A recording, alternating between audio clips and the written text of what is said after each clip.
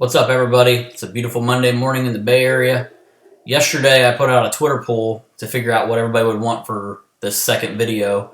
And actually, people voted for Buckeye recruiting. But second place was the championship games from yesterday in the NFL. And that's actually what we're going to talk about because Buckeye recruiting has some big news possible today. So I think I'm going to hold off on that.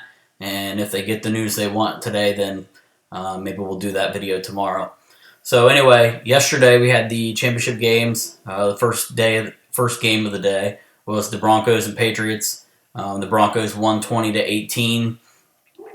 This game was a game that I thought that Denver wouldn't be able to win. It just felt like the Patriots just never lose in these games, and Tom Brady would do enough to beat the Denver defense, and they would just get the plays that they needed.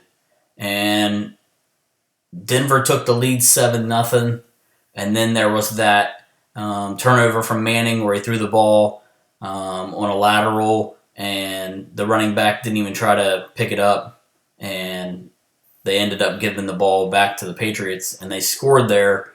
And as soon as they scored, you're thinking, well, there it is. There's the break they needed, and they're just going to run away from here. Then they missed the extra point, and that seemed to just sort of, in a small way, keep the momentum with the Broncos. And then from there, the defense of the Broncos just battered Brady the whole game. They hit him over 20 times. They forced him into really bad throws. And the commentators kept talking about he was throwing the ball away or throwing the ball at people's feet because he just knew that he couldn't complete the pass, but I'm not really sure that was it. I think he was just under so much pressure that he wasn't able to get the ball there. He was rushing it away. I think he was a little bit scared of getting hit over and over and over again and turning the ball over. But it's not very often you see Brady, go 27-56. I mean, that's almost unheard of. I mean, he still threw for 310 yards and a touchdown, but he had he had 2 interceptions, and really just other than those last 3 drives where the Patriots had the ball deep in Bronco territory, and only 2 times they turned it over on downs, and one time they finally scored before the two-point conversion wasn't any good. But he really didn't seem to ever be in a groove, and Gronk seemed to have some injury issues where he didn't look like he was full go the whole game. And anytime they didn't have Gronk to go to, it just didn't seem like there was anybody else that Brady could go to consistently and make plays. On the other side, Manning wasn't awesome. I mean, he didn't throw for a ton of yards, but he managed the game really well. He had that big run that you never see Peyton Manning have for the first down, and he threw the 2 touchdown passes. He only had 176 yards, but he was 17 of 32, so he was over 50%, and he kept the chains moving. And they ran the ball not very well most of the game, but they got some runs later in the game to give them first downs that were really big. But the key in this game was the Bronco defense. They were amazing. Von Miller was everywhere. And it seemed like there were times when he was off the line and already towards the backfield before the lineman that was covering him was even moving out of his stance. He was just so quick off the line they couldn't contain him. And they really just made Brady uncomfortable the whole entire day. And that was the key. Coming into this game, Brady was 11-5 versus Manning in the postseason, but Manning had never lost to him at home, which I thought was interesting. And Manning still hasn't lost to him at home, and Manning leads the series when it's in championship games. So,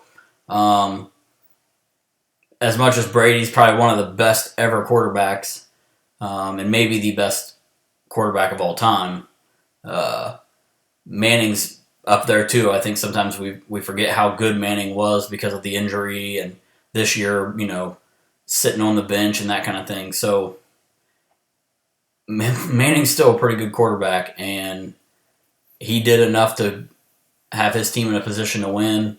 And I think I think they deserved to win the game yesterday. The second game was the Panthers and the Cardinals.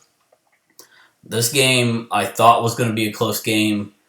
I guess in my mind I thought that the Panthers would play well, but that it being the first time in this championship game, even though it's first time for a lot of Arizona players too, I just felt like they would probably struggle at times, and that really wasn't ever the case. The Panthers came out of the gate and really just blasted Arizona the whole entire game. They won 49-15, and I'm not even sure that it felt that close. Carson Palmer, he was bad. He was 23 of 40 for 235. He had one touchdown, but he had 4 interceptions and 2 fumbles, and he never really put them in a position to win or really even score. And Newton, on the other hand, 19 to 28, 335. He had 2 touchdown passes. He had 2 touchdown runs. The guy he keeps getting better and better. It's scary how good he is. And I admittedly was one of the people that wasn't sure he'd be a great NFL quarterback. I thought he would be a good runner because of his size. He's so big he could take hits. But I think I underestimated how good his arm is. Some of the throws he makes, where he throws it so hard and he fits them in there, it's amazing. He's really, really good. And he has fun doing it, which will always rub some people the wrong way. And I just don't think he cares. He has fun. He goes out there, plays for his teammates, and he loves the people that are watching him play. And he just enjoys himself. And I think that's something that is good for the game. And sometimes, players are so serious, but he just goes out there, does his thing, and has fun doing it. And I think that's pretty awesome. This game, like I said, it was pretty much over from the get-go. As soon as Arizona got the ball, Kuechly was just like the first play of the game. Guy gets a pass out on the outside, and Kuechly came out of nowhere and hits this dude. And you just kind of got the feeling that the Panthers were ready to play, and that they weren't going to let this one get away. The Panthers were 8 of 14 on third down, which is something that they've done all season. They're just so good on third down. And if you can't get them off the field, the big play's coming. It seems like every one of their drives where they score, there's a big play in there, a big play like they had to have, or they just make a big play down the field, one or the other. It always feels like there's one of those plays in there. So if you can't get them off the field on third down, it just feels like they're going to score no matter what. Stewart ran the ball pretty poorly early, but he ran the ball well enough throughout the game overall that the defense had to respect that they might run the ball at least some. And he only finished with 83 yards, but I think that was enough to really keep from the Cardinals from being able to just sit back and play the pass. Stewart, he had the big run to get him down to the 1 in the third quarter, and he had different runs like that where he made big plays for first downs and it kept drives alive. Newton, if you go back to Newton and his running, he had a couple runs in this game that were pretty awesome. He had in the third quarter there was a run. I think it was 3rd and maybe 8 or 10, and he goes out to the right side, and it looks like he's going to be about 2 yards short. And instead of just going out of bounds, he makes contact with the DB, and he just drives him past the first down marker. And that right there pretty much was the end of the game. I think he broke Arizona's will at that point. And then he had the touchdown run where he jumped over a guy into the end zone and did the flip. He probably didn't need a dive, but that's what Cam Newton does, so I'm not going to take that away from him. Like I said, Kuechly was everywhere. He had the pick 6 late in the game, which was his second straight playoff game with a pick 6, which is pretty amazing. The guy is so fast and doesn't seem like he ever misses a tackle, and he's in on every tackle. He's just everywhere. And you know he's everywhere because you hear the crowd chanting Luke when he makes a play, so you hear it the whole entire game. Um, as far as the next matchup with the Broncos and the Panthers, everybody is going to talk about Cam Newton versus that Bronco defense, and rightfully so, because that Bronco defense is ridiculous, and they're going to make him work, and they're really going to be able to lock down some receivers for the Panthers and make them work. But no one seems to be talking about the fact that Manning has to go against that Panthers defense, which is pretty good itself. They make a lot of interceptions. They hurry the quarterback nonstop, and they put pressure on you at every level. And I think that's a big, big story here going into the game is how is Manning going to do under that pressure? He can't throw the ball way down the field. And yesterday he made a lot of throws that seemed like they could have been picked off. And I just think that the Panthers are really, really going to give him fits. And that may end up being the story of the game, even though if he turns the ball over, Cam Newton's going to score touchdowns, and that's going to end up being the main story. But I think that Panthers defense is the X factor here. If they can put pressure on Manning, they're going to win the game.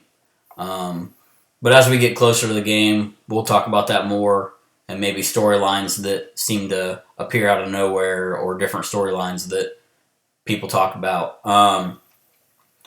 Obviously, I said in the first video that huge Buckeye fan, so yesterday was a good day if you're a Buckeye fan. Buckeyes are really playing well in the playoffs. Last week, Roby from the Broncos gets the strip of the running back from Pittsburgh, and they win the game because of that. This week, Brady finally gets his team in the end zone late, and they have to go for two, and Roby gets the interception on the 2-point conversion that basically seals the game, even though they still had to get the onside kick. Then in the Panthers game, Ginn gets the punt return early in the game. He looks like he's going to take it to the house, but he gets tripped up. And I think it's 3 plays later, he gets a little reverse play and takes it one way, reverses field, comes back the other way. It was classic Ted Ginn. He's just so fast, and he sees the field so well. And once he gets in open space, it's over. I mean, you're not going to touch him. So then later in the game, Cam Newton throws an interception, and Ted Ginn is standing 1 or 2 yards deep in the end zone when Patrick Peterson intercepts this ball, and he starts running. And everybody knows Patrick Peterson's one of the fastest players in the league. And he's running down the field. He gets past the 50. And out of nowhere, Ginn just comes sprinting back and tackles him. And it ends up being a huge play because on the next play, Palmer throws a pick to another Buckeye, Kurt Coleman, in the end zone. And that play was huge because that would have made it a 2-score game. And instead, the Panthers get the ball back and they go down and score. So that was a huge play. Coleman had 2 interceptions yesterday. I think he has 8 on the season. He's played really, really well, especially after kind of being forgotten about in Philly. So he's brought himself back in the picture and really made a name for himself again. Then you had Corey Brown, or Philly Brown if you want to call him that. He had the 86-yard touchdown on the 3rd drive, I think, for the Panthers. He caught a ball, made a move, put a stiff arm on, and he was off to the races, and no one was going to catch him. He had 4 catches, 117 yards, played really, really well, and he's really a kid that just makes all the he catches everything. He makes first down catches, he makes the long catches. He's done everything for them, and has been a really good player, especially with Benjamin out. They really needed somebody to take over, and he did a really good job doing that all year. The other Buckeye in the game was Andrew Norwell, and if you watched in the 3rd and 4th quarter when the Panthers really started to run it, they were running it almost exclusively to Andrew Norwell's side. And the run where Stewart got down to the 1-yard line, if you watch that run, Norwell blocks his guy out of the way and then got to the second level and also got a linebacker. And that sprung him almost to the end zone. And Norwell did that plenty of times. The kid was completely underrated coming out. Wasn't drafted where most people thought he would be, but he's made himself into a great player and really, really put himself in a position to stay there for a long time. So those are my opinions on the game and the Buckeyes in the game. Hopefully the Super Bowl is just as good. I actually looked into tickets yesterday for the Super Bowl since it's here in the Bay Area, and I saw the lowest price was $3,800, which is insane. So probably won't be going to that. But I'll be talking about the game much more in the weeks leading up to the game, and I will see you guys again soon. Remember, my Twitter handle, if you want to follow me, is Philly1622. I'll put it in the description so you can see it. And I will talk to you guys soon. Oh, and by the way, just in case anybody forgot, yep, that happened. I'll talk to you guys later.